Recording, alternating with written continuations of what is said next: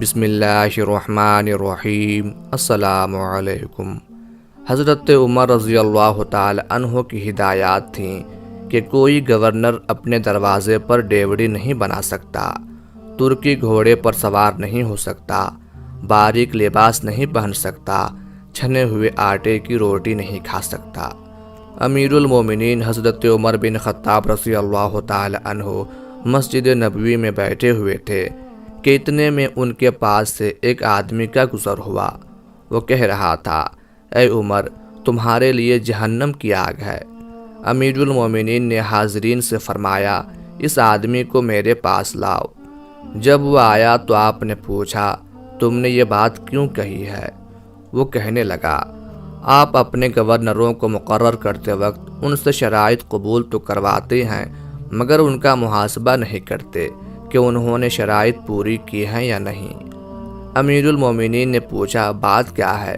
وہ کہنے لگا، مصر میں آپ کا جو حاکم ہے اس نے آپ کی شرائط کو فراموش کر کے ان باتوں کا ارتکاب کیا ہے جن سے آپ نے منع فرمایا ہے۔ اس کا اشارہ اس طرف تھا کہ مصر کے گورنر ایاز بن غنم رضی اللہ تعالی عنہ نے باریک لباس پہننا شروع کر دیا ہے۔ یہ شکایات سننے کے بعد امیر المومنین نے قبیلہ انصار کے 2 آدمیوں کو بغرض تفتیش مصر روانہ کیا اور ان سے فرمایا، تم دونوں مصر جاؤ اور حاکم کے متعلق وہاں کے لوگوں سے استفسار کرو۔ اگر اس آدمی نے مجھے غلط خبر دی ہو تو آگاہ کرنا، اور اگر اس کی خبر صحیح ہے اور حاکم واقعی اپنی ذمہ داری میں کوتاہی کرتا ہے تو وقت ضائع کیے بغیر اسے لے کر میری خدمت میں پہنچو۔ دونوں انصاری امیر المومنین کے حکم کی تعمیل میں مصر روانہ ہوئے اور وہاں پہنچ کر لوگوں سے حاکم مصر کے متعلق حقیقت جاننی چاہی۔ انہیں وہاں وہی خبر ملی جیسے اس شخص نے امیر المومنین سے شکایت کی تھی۔ چنانچہ ان دونوں نے حاکم کے گھر پر پہنچ کر دروازے پر دستک دی اور اندر آنے کی اجازت طلب کی۔ دربان نے جواب دیا، آج حاکم سے ملنے کی اجازت نہیں ہے۔ دونوں انصاریوں نے کہا، حاکم کو ہمارے سامنے ضرور نکلنا پڑے گا، ورنہ ہم ابھی اس کا دروازہ جلا دیں گے۔ اتنے میں ایک انصاری جلدی سے کہیں سے آگ کا شعلہ بھی لے کر آ گیا۔ دربان اندر داخل ہوا اور حاکم مصر کو اس کی خبر دی۔ حاکم گھر سے باہر نکلا تو ان دونوں نے کہا، ہم امیر المومنین کا پیغام لے کر آئے ہیں، تمہیں ہمارے ساتھ چلنا ہوگا۔ حاکم نے کہا، میری ایک ضرورت ہے، تھوڑی دیر کے لیے مہلت دو تاکہ تیاری کر لوں۔ انہوں نے کہا، امیر المومنین نے ہمیں حکم دیا ہے کہ تمہیں ایک پل کی بھی مہلت نہ دی جائے۔ جب وہ دونوں حاکم مصر کو لے کر مدینہ منورہ حضرت عمر رضی اللہ تعالی عنہ کی خدمت میں پہنچے تو اس نے سلام کیا، مگر امیر المومنین نے اسے نہیں پہچانا کیونکہ اس کی حیات پہلے سے بہت بدل چکی تھی۔ وہ مصر کا حاکم بن کر جانے سے قبل گندمی رنگ کا انسان تھا، مگر جب مصر کی سرسبزی و شادابی اس کو راس آئی تو وہ گورا چٹا اور بھاری بھرکم انسان بن چکا تھا۔ اس لیے امیر المومنین نے تعجب سے پوچھا، تم کون ہو؟ اس نے عرض کیا، میں ایاز بن غنم ہوں جس کو آپ نے مصر کا حاکم مقرر کیا تھا۔ امیر المومنین نے فرمایا، تیرا ناس ہو، جس بات سے تجھے منع کیا گیا تھا اس کو تو نے گلے لگا لیا، مگر جس بات کا حکم دیا تھا اس کو فراموش کر بیٹھا۔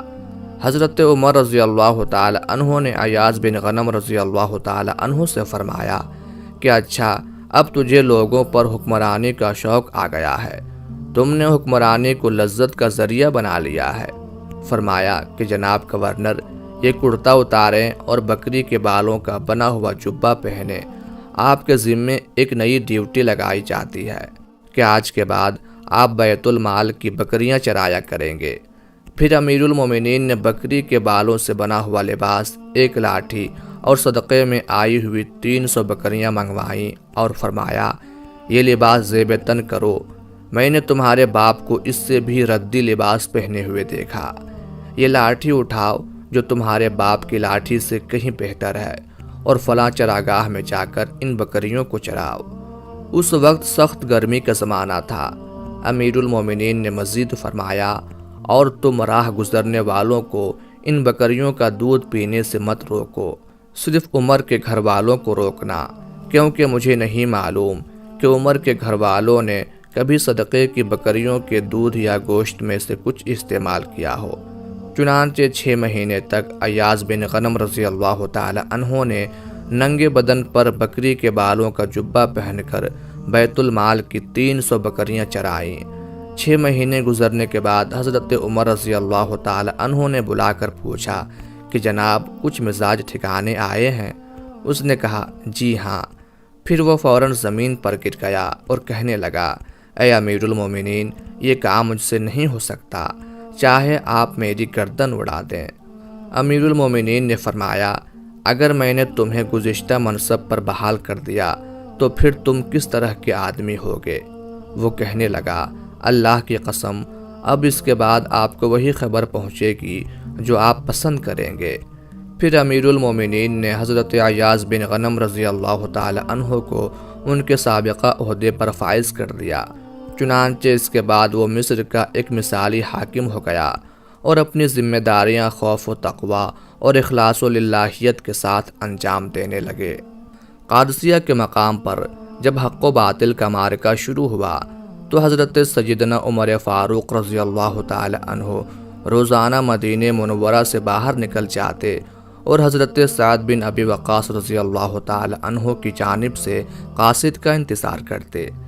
جنگ میں فتح ہوتے ہی حضرت سعد بن ابی وقاص رضی اللہ تعالی عنہ نے ایک تیز رفتار گھڑ سوار کو فتح کی خوشخبری سنانے کے لیے مدینہ منورہ روانہ کیا۔ حضرت سعد بن ابی وقاص رضی اللہ تعالی عنہ نے جس گھڑ سوار کو مدینہ منورہ روانہ کیا وہ حضرت سیدنا عمر فاروق رضی اللہ تعالی عنہ سے ناواقف تھا۔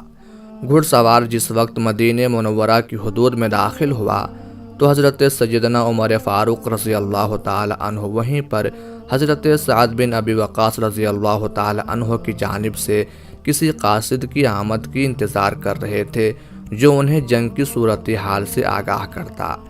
جس وقت وہ گھڑ سوار دھول اڑاتا ہوا مدینہ منورہ کی حدود میں داخل ہوا، آپ رضی اللہ تعالی عنہ نے اس سے دریافت کیا کہ وہ کون ہے۔ اس نے گھوڑا دوڑاتے ہوئے جواب دیا کہ اسے حضرت سعد بن ابی وقاص رضی اللہ تعالی عنہ نے بھیجا ہے۔ حضرت سیدنا عمر فاروق رضی اللہ تعالی عنہ نے اس کے گھوڑے کے ساتھ دوڑتے ہوئے پوچھا کہ سعد رضی اللہ تعالی عنہ نے کیا پیغام بھیجا ہے؟ اس گھڑ سوار نے کہا کہ لشکر اسلام کو فتح ہو گئی اور ایرانی فوج شکست کھا کر میدان جنگ سے بھاگ گئی ہیں۔ آپ رضی اللہ تعالی عنہ مسلسل اس گھڑ سوار کے ساتھ بھاگ رہے تھے۔ جب آپ رضی اللہ تعالی عنہ اس گھڑ سوار کے ساتھ شہر کی حدود میں داخل ہوئے تو لوگوں نے آپ رضی اللہ تعالی عنہ کو امیر المومنین کہہ کر مخاطب کیا۔ اس گھڑ سوار نے جب لوگوں کی زبانیں سنا تو گھوڑے سے اتر آیا اور حضرت سیدنا عمر فاروق رضی اللہ تعالی عنہ سے معافی کا طلبگار ہوا۔ آپ رضی اللہ تعالی عنہ نے فرمایا کوئی بات نہیں، تم مجھے معرکہ کی تفصیل بتاؤ۔ حضرت سیدنا عمر فاروق رضی اللہ تعالی عنہ قادسیہ کے میدان میں مسلمانوں کو فتح سے بے حد خوش تھے، کیونکہ یہ کامیابی مسلمانوں کو 3 زبردست خونی معرکوں کے بعد ملی تھی۔